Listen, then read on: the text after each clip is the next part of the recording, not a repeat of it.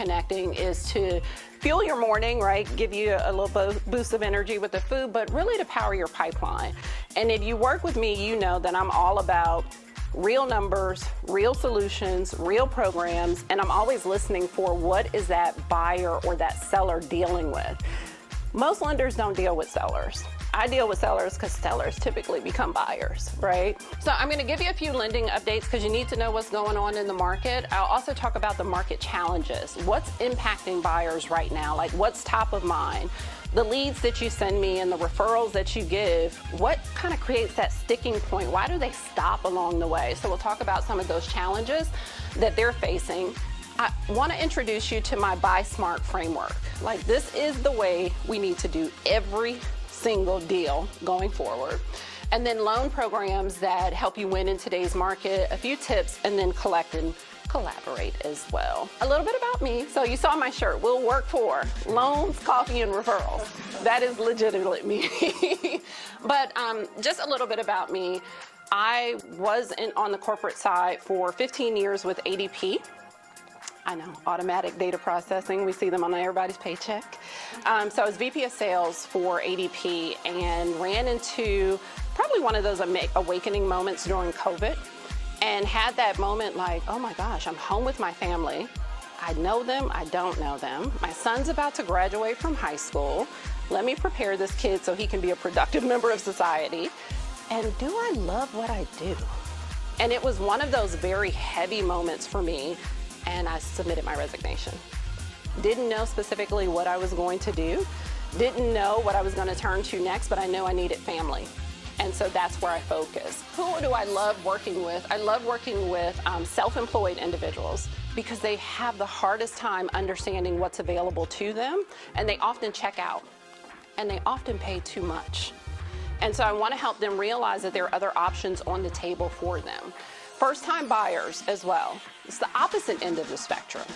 They want to purchase, but have no idea where to start, but they want everything. So you have to kind of pull them back as well. And then investors. Investors are probably the easiest to work with because they already have a model, they have an idea of their spend, and they know specifically how they want to focus primarily.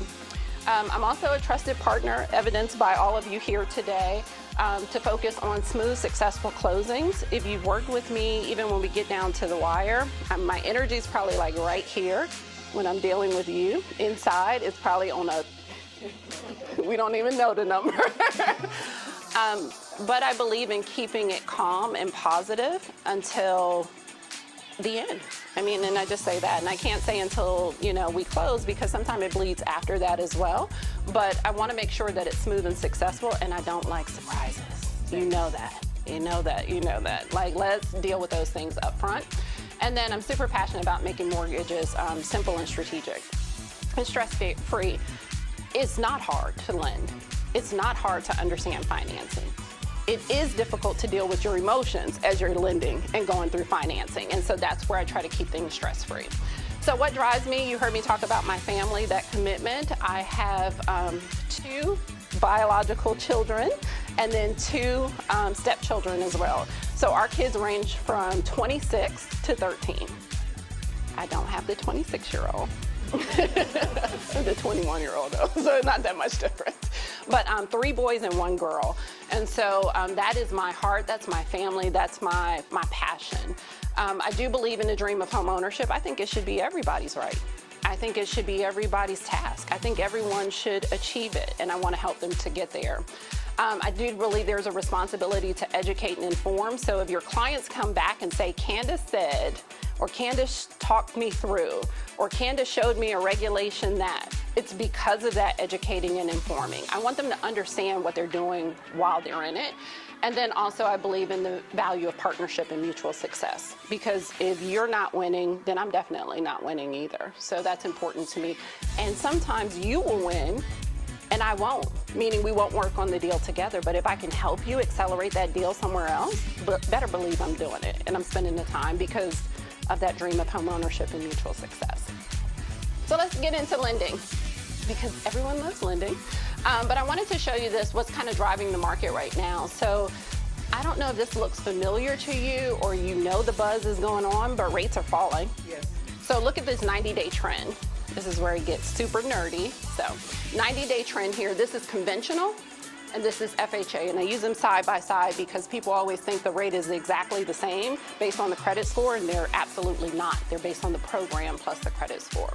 But you can see where rates have, were up at 7% like 90 days ago, and then are now falling to 6.5, which is a great dip. It's the lowest that we've seen, which means that affordability has just increased for buyers, and they're not even paying attention to it. They're still calculating it based on, well, so-and-so said the rate's like 7, 8%. Not true. 6.5 before you start buying down. So keep that in mind. There's always that option too. But look at FHA. And a lot of people say, I have the money to put down more, but why would I go with an FHA loan? Well, I would say the difference between a 6.5 and a 6.1 calculated is probably about $200+ per month. So if I'm a buyer and I'm qualified to do so, I'm going FHA and I'm gonna refinance, right, at a later date, if the numbers make sense. But you can see going down to a 6, most loans that I'm doing right now actually are in the 5s because we're buying down the rate. $2,000 more, I'll get you to a 5.75. Like, all of these things are kind of coming together, and buyers are saying, I've been sitting out of the market. I've been listening to my friends. I've been listening to my parents. There's always that influencer, right, coming in and has questions. Are you guys hearing the same thing and seeing the same thing? Yeah. Exactly. So we want to make sure that we spread the word regarding the rates falling, but also we want to make sure that they understand which is the proper program for them based on their affordability.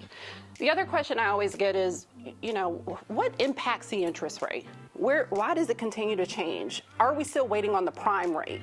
Well, prime is what you hear the Federal Reserve talking about, right? Or threats to the Federal Reserve. But talking about, the prime rate.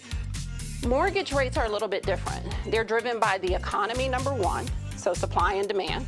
That's just how our economy is structured. It doesn't mean just real estate or housing, it's everything, goods and services.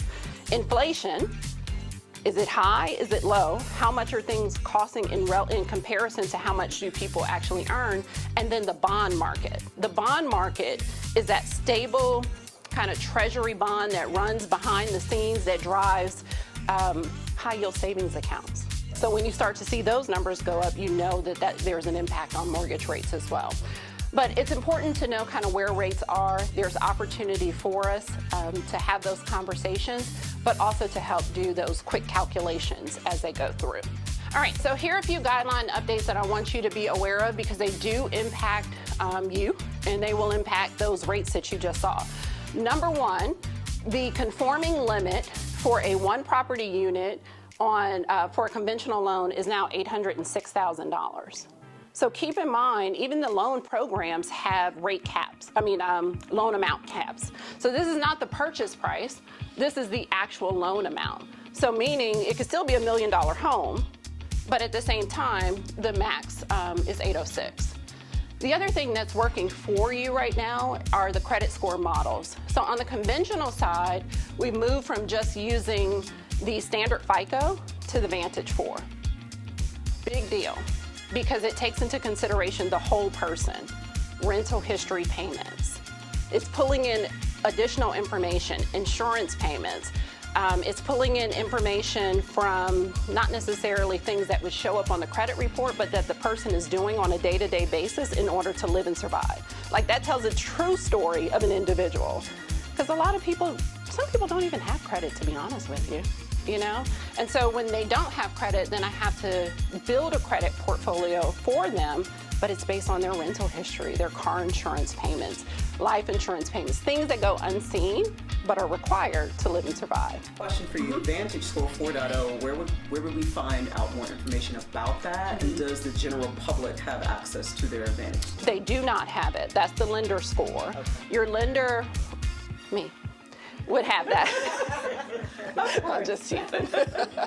Would have that. But it's a different scoring model. So what you'll start to see is companies like Zactus, that's who we use, for example, to pull, most people use them, in order to pull credit reports. They're changing their model. which we can pull in more information, and that's helpful, you know, overall. So that's a very big deal, especially on the conventional loan. And then the other thing, you know, people always say, you say I make too much money to qualify for any programs. I want you to look at this loan limit now. This area median income is now $90,800, right? That's the new max household income cap.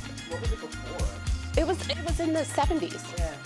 It didn't make sense, right? Because two people making $35,000 a year, they were done. Right. So now it's up to 90, and then this is per household. So if it's just me in the household and I'm making 85, I'm good. That's a very, very, very big deal.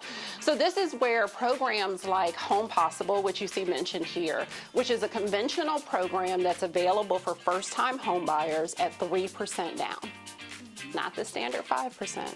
But they have to be a first-time home buyer and they have to hit this income limit. So if you ever hear me say something about, I know they've applied together, but I'm pulling them apart. I'm separating the borrowers to we just had this, Jackie, right? I'm separating them in order to get them to see who can qualify. I'm looking for opportunities like this to be able to get them extra funds, extra program assistance and things like that. All right, so those are conventional updates.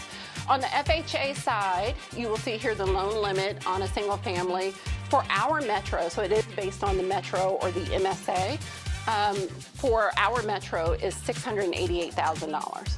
So another amount, you know, increase there on the loan side. They did, which I think I saw last, the average home price in Metro Atlanta is like $437 right now. Sounds all right. So definitely can go for an FHA loan. They can even splurge a little bit and go, you know, to some of the areas that they thought were unaffordable and still qualify. Borrow eligibility, so non-permanent residents are no longer eligible for FHA financing. That is a huge deal. That is a huge deal. Just knocked out probably about 30% of the population from being able to purchase because they're here in a non-permanent status but are working every day, contributing to the economy, to society as well. So keep that in mind that if you, and you might not know somebody's true residency or citizenship and things like that unless they share it with you, but keep in mind if you get that response, that's why, as of May, no longer eligible for FHA, which means essentially they're putting down more. Okay, and then this one I love. Yeah, and I know that states what it states, right? But I deal with a lot of dual people, expat, all of that, Yeah. Cancun. Is it non-permanent period, or is it that they could be dual? They can be Because dual. some of them are not permanent. Dual is fine because then they have citizenship here too. Yeah, they're fine. But if they are non-permanent, meaning their citizenship is still in Mexico, for example, no.